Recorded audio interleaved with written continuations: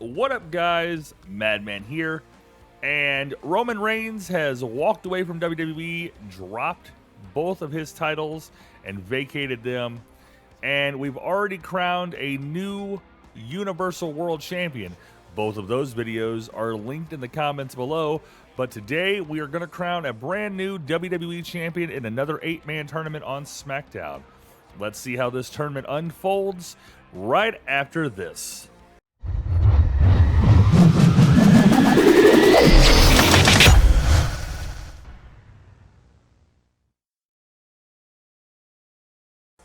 All right, so much like the Universal World Title Tournament, we would get a 8-man tournament on SmackDown that would consist of Drew McIntyre, Karrion Kross, Sheamus, Shinsuke Nakamura, Happy Corbin, Kofi Kingston, Dolph Ziggler, and originally I had Sami Zayn in here, but I did kind of get a little chastised for that.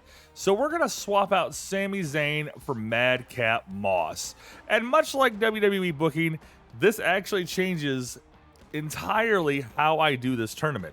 The tournament will begin on September 16th, where we have 4 first-round matchups, which would be Happy Corbin versus Drew McIntyre, Madcap Moss versus Sheamus, Dolph Ziggler versus Karrion Kross, and Shinsuke versus Kofi.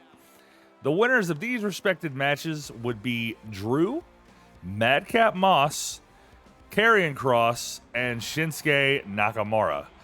The semifinals would take place on September 23rd, which would see Drew versus Shinsuke and Madcap versus Karrion Kross. Drew and Shinsuke would be a clean one-on-one match, having Drew go over, but Karrion Kross would lose by DQ when he flips out because he can't manage to put Madcap Moss away. This is one of those weird moments that you really kind of elevate somebody in the neighborhood of Madcap Moss while still keeping Karrion Kross relatively strong. But this would set up Drew McIntyre versus Madcap Moss for the finals at Extreme Rules. I really had to think about this one before I did it, but I honestly think this is a good idea, and we'll get to why that is a little closer to the end of the video. So, much like the Raw side of things, we would see a contract signing on September 30th for the main event, but this would be interrupted by Karrion Kross, who would start attacking Drew McIntyre.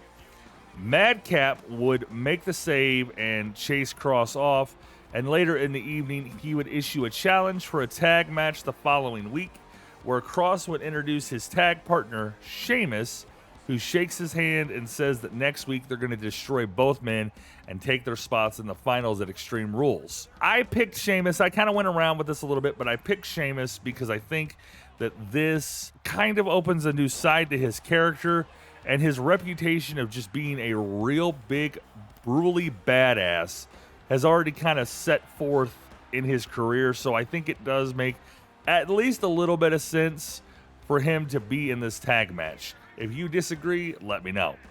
The go-home edition of SmackDown would be on October 7th, and we would see that tag team main event where Madcap would actually pick up the win for his team over Sheamus, and the show would go off the air with Madcap and Drew having a stare down. The following night, October 8th, Extreme Rules, we would see our tournament final. Now, admittedly, unless you built it up as Kross versus Drew in the finals of the tournament, I don't see any other way in this final but to have Drew win. Now, somebody disagreed with that and said that if you're going to have Drew win, why didn't you just have Drew beat Roman? Well, honestly, yes, that makes sense. And I on one hand, I do think that that would go a little bit easier, but having Drew win this tournament still gives SmackDown that very prominent champion going forward into the draft that has been rumored. and at the same time brings Madcap up to a new level and kind of shows that he can hang with the likes of Drew and builds you another main event star, which I don't, contrary to belief, I don't think there is such a thing as too many stars in professional wrestling. But either way, Drew would eventually get the win and become your new WWE champion at Extreme Rules, coming to a close, setting up Drew to be the figurehead of SmackDown going into this draft. So now we have effectively crowned 2 new champions, and Roman has quote unquote rode off into the sunset.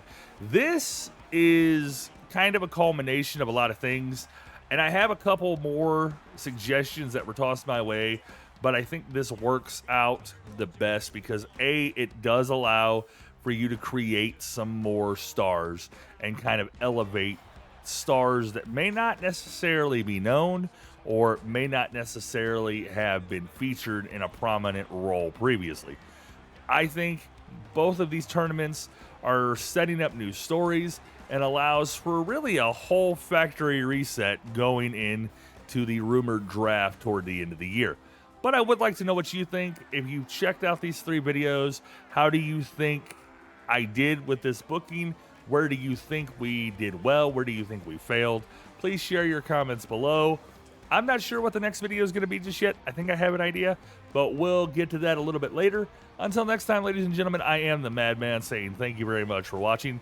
Be sure to click the like and subscribe button. Until next time, where we ring the bell on the Multiverse of the Madman.